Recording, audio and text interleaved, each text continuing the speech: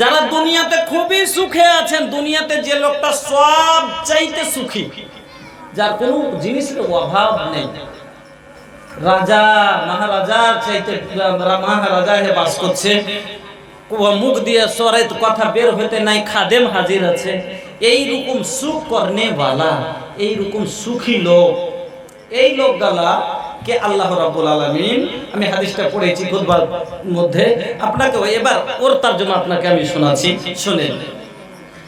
আল্লাহ পাকের নবী বলছেন, ইউতা বিআনআমি আহলি দুনিয়া মিন আহলিন নার ইয়াউমাল কিয়ামাতি ফায়ুসবাগু ফিন নার সিবগাতান।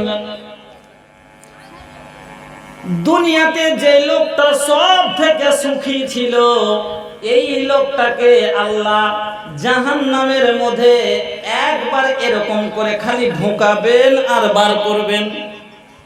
যেরকম মানে একটা ছোট ছেলেকে আপনারা মজা করে নাইনদার পান্তা খেলেন, ডুবাইলেন আর তুললিলেন, মজা করে তুলেন না, যে গাছ হয়তো নাইনদার পান্তা এরকম ভোগ করে কখন থন বেশি ক্ষীণ করে থন ডুবে যাবে না, তো আপনারা খালি দিলেন আর তুললিলেন। ওই রকমই আল্লাহ রাব্বুল আলামিন ওই লোকটাকে করবেন কি, বলবেন ফেরেশতাকে, যাকে একবার মাত্র খালি জাহান্নামের মধ্যে ঢোকাও আর বাহির করো।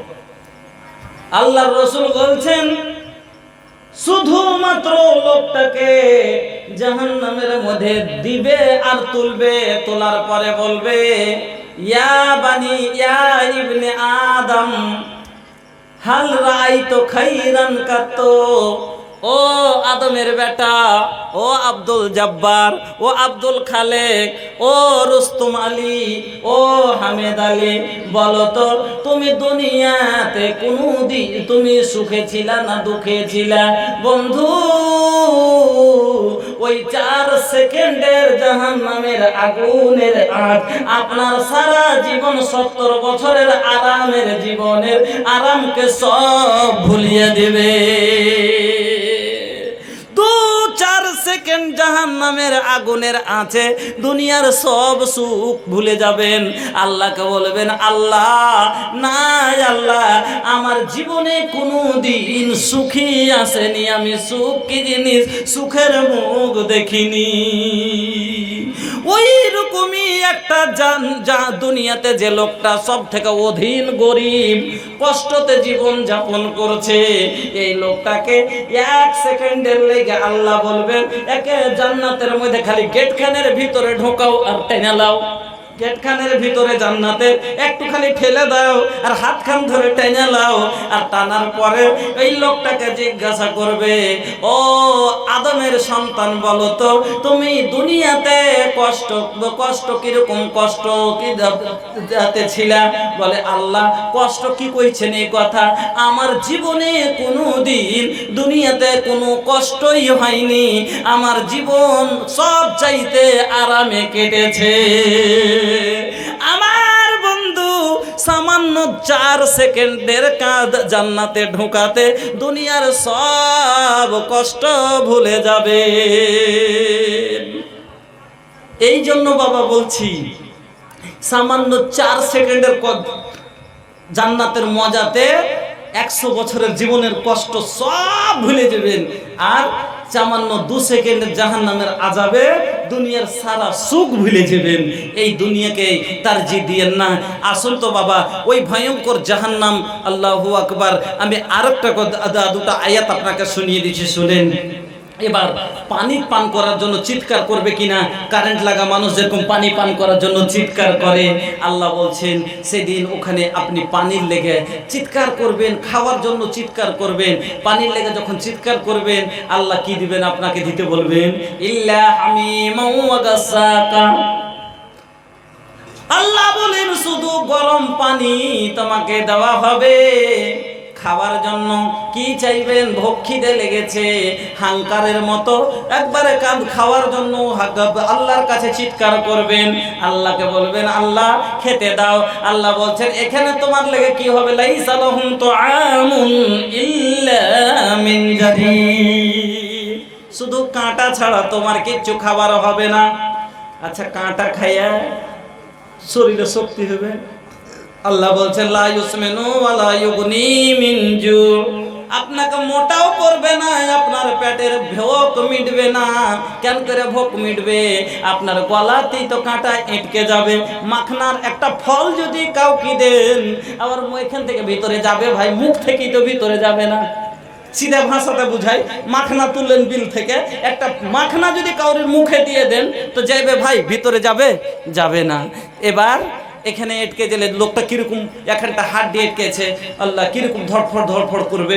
সুবহানাল্লাহ। একদিন একটা লোককে দেখেছি, আল্লাহ জালসা করতে যাই দেখেছিলাম, হ্যাঁ, যে ওই টুটিতে একটা মাংস এটকে গেছিল, যে কিরকম করছিল, আল্লাহ হুসামাদ।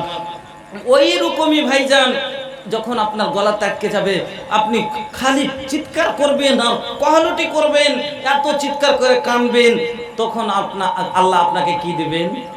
সে আল্লাহ বলছেন তোমাকে, আপনাকে, আমাকে আল্লাহ খাওয়ার জন্য কি আল্লাহ বলছেন ইন্না সাজারাতা যাক্কুম। ওই যাক্কুমের কাঁটাটা ওই মাখনার কাঁটার মতো বলে দিলাম।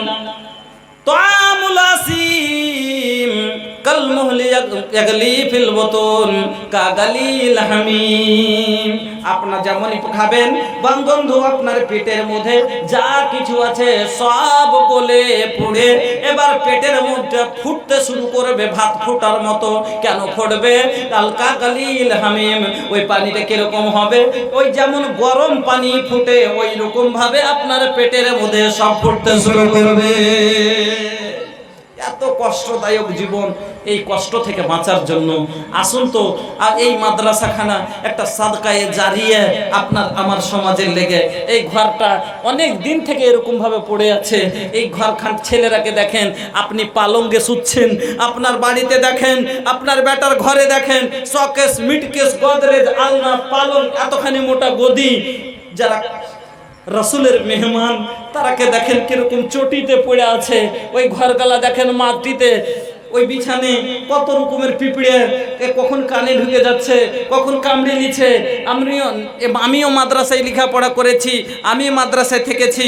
আল্লাহ হুসামাদ জানেন, এই বান বন্যার সময়তে এই সবগুলো যখন ডুবে যায়, কতগুলো সাপ পিছু এসে ঢুকে যায় ঘরে, ওই জঙ্গলি ঘরে থাকে।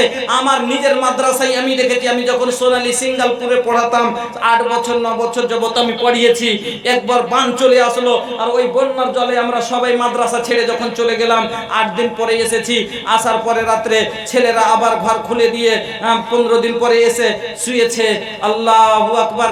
রাতের বেলায় দেখছি ওই বাক্সের পিছের দিক থেকে সাপ বাঁধিয়ে বসে আছে, গহমা সাপ। আল্লাহু সামাদ। কেন আমার এলাকার ঘটনা আপনি শুনেননি? ছাতিয়া মাদ্রাসায় ছেলেটা তো মারাই গেছে। ছাতিয়া মাদ্রাসা এইরকমই মাদ্রাসা ছিল। এই মাদ্রাসার জন্য একটু দরদ করেন। ওই আল্লাহর রাসূলের মেহমান যারা কোরআন তেলাওয়াত করে, যেই কোরআন আপনার আমার জীবন, যেই কোরআন আপনার আমার মরণ, যেই কোরআন পেয়ে ইজ্জতের জীবন পেয়েছি, যে কোরআন পেয়ে জান্নাতের আশা পেয়েছি, সেই কোরআন তেলাওয়াত করনেওয়ালা, যে কোরআন না থাকলে আজ আপনি আমি থাকতাম না। এই কোরআনের জন্য ইজ্জতের জীবন কাটছি। সেই কোরআনের তেলাওয়াত হিফজ করনেওয়ালা, সেই কোরআনের শিক্ষা লেনেওয়ালা রাসূলের মেহমান মাঝেতে পড়ে থাকছে ভাইজান। এই জন্য আমি 30টা লোকের কাছে আজকে 30টা লোক, আপনারা জানেন আমি মিম্বার সব জায়গায় তৈরি করি। আমার জীবনে যতদিন থেকে জালসা জগতে আমি আছি, 10 বছর থেকে আমি কোরআনের 30টা মিম্বার খাড়ো করি, রাসূলের 30টা মিম্বার খাড়ো করি। কেন? যে সেই জামানা যদি আমরা পেতাম, রাসূলের জামানা, তাহলে আমরাও কোরআনের জন্য জীবন দিতাম, যুদ্ধে যেতাম। কিন্তু সেই জামানা আমরা পাইনি। কিন্তু এখন আল্লাহ বলেছে ওয়াতুজাহিদুনা ফি সাবিলিল্লাহি বিআমওয়ালিকুম ওয়া আনফুসিকুম, তুমি মাল দিয়াও তো মদদ